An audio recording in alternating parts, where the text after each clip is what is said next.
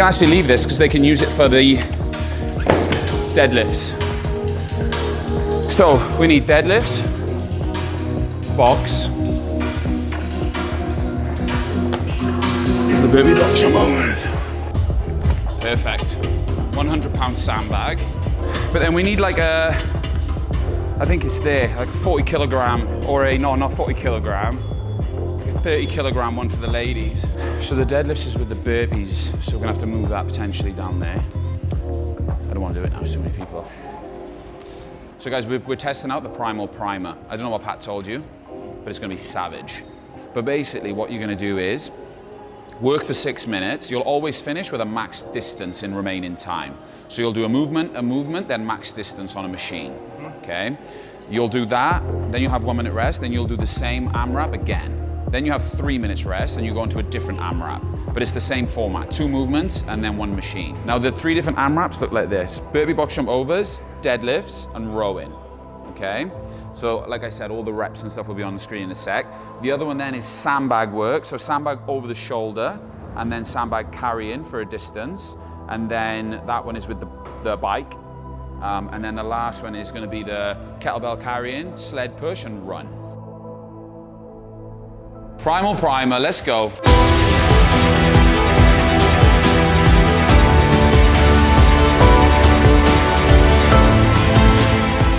Yeah, it's good, you know, like. But really enjoyable. Tired, but good.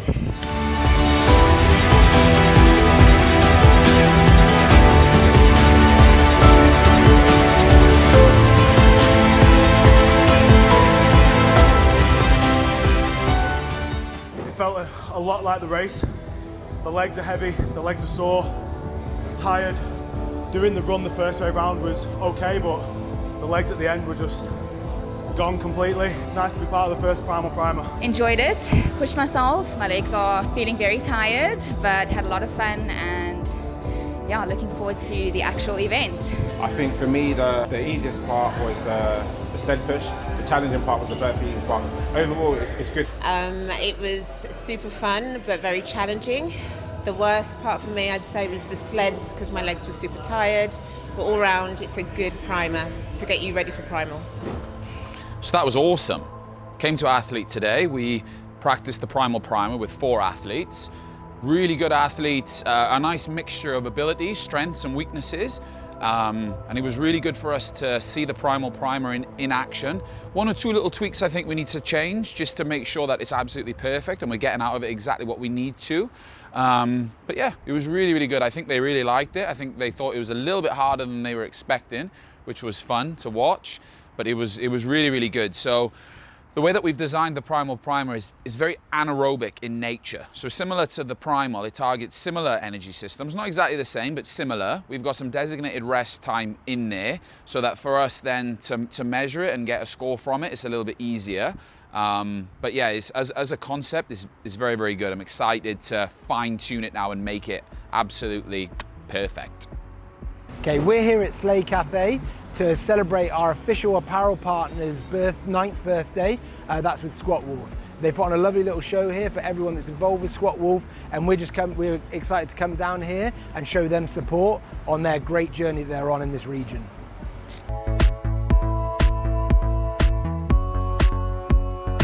It's a cappuccino, a squattuccino.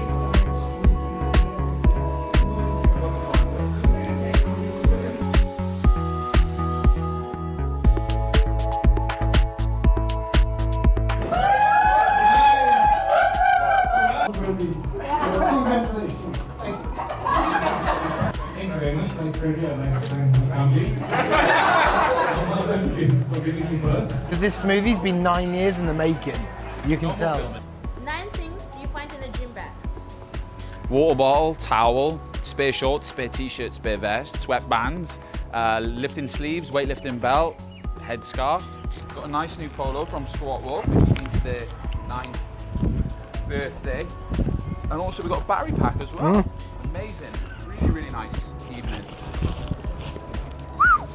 So we're here at Dubai Opera House, a little shindig that they're putting on, almost like a networking sort of event. So we're just very excited to go in there, meet some like-minded people and just get talking to yeah, some potential people in the same field.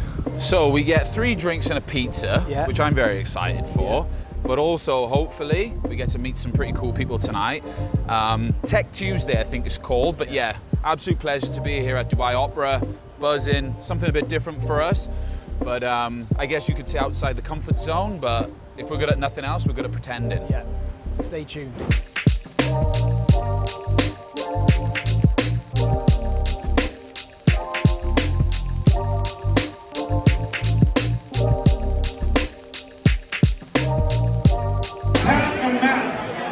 Just because your names are so convenient. My name is Matt. We do events, so if anyone needs an event in anything, please come and speak to us. Precision Events, thank you so much.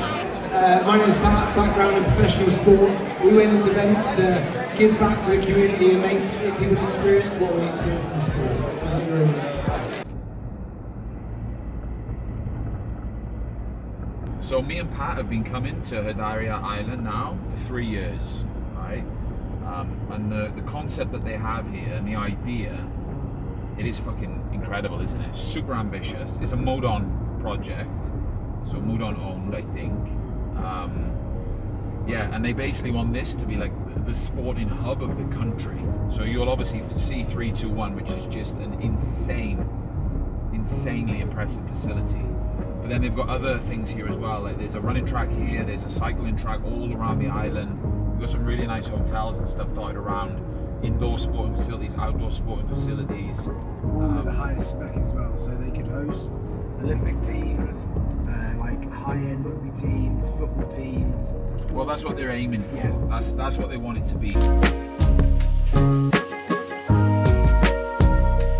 If you start the tyres and stuff, the only thing is the run. So we'd have to be very careful. It would have to be like the 7s, basically. But it is going to be fucking rammed in here. Yeah. If the course is taken up, the entire course.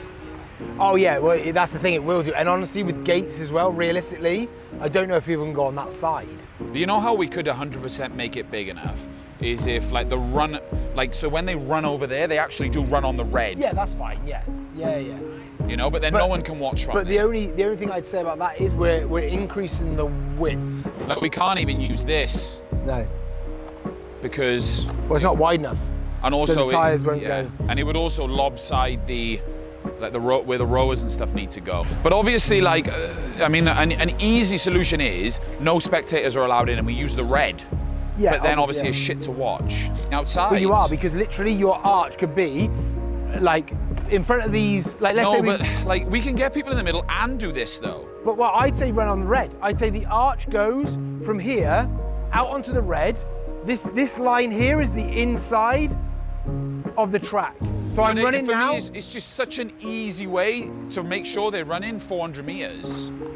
And then, what it gives us, Truthfully, if you think that's better, I can't get my idea out of my head. No, yeah, we will have people in the middle, but what we have to get. But I'm saying the run of being like that because people are like, oh no, it's a loop.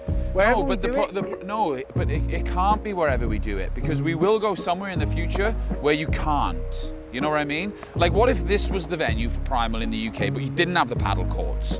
We would have to do that. But this is what I'm saying. With the thing of a football field, this is how you can get around it. What? No, because you're still not running 400 meters. But you are. That's what I'm saying. You go from there. No, but this is what I'm saying. If we went to the UK and they were like, yeah, you've got a football field, guys. And it's like, oh, well, they're not running 400 meters. Whereas if you had the lane, it's actually so easy because you'd run. No, I know it's easy, but my whole thing with that is you can't argue the case of why our race is closer each time. Yeah, I would like to think with like the demand that we can build up, 8. Yeah, it's too much stuff going across. Because with the way that it is, you could make a 200 or 200 whatever loop and they do it twice. But the thing is, then you need to go off in like a heat of like 6 max, because purely the length of the tyres is just too much for the distance. Do you know what I mean? Like canisters you can squeeze in, drums you can squeeze in, but tyres you just can't. Like if you're going off in heats of 8, it's just too wide. Yeah. I was even thinking like, as well, like that. If they literally were like that rather than, so they're swerving rather than changing. Overtaking though, innit? Yeah, overtake it, yeah, and you can overtake when you turn, because like, at least you're like, oh, well, when I get around this, I'm going to accelerate a little bit and get past them. But seriously now, no problem is too big That it can't No, be and it over. has to happen. Indoor has to happen, otherwise we can't go to Singapore. You can't go to places like that. Like Singapore has a rain season. What if the demand is in the rain season? What are we going to do? Stop the rain?